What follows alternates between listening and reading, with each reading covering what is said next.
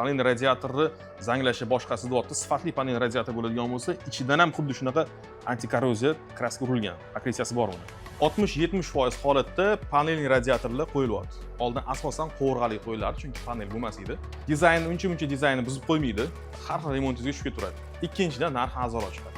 Lekin isitishga kelsak, Вечный sport. Mana bittasi aytadi, qovurg'ali istuling ko'proq beradi deydi, panelingni unaqa emas deydi. Bu temirdan qilingan, bu alyumindan qilingan. Yo'q, o'zi hamma narsaning hisob-kitobi bor.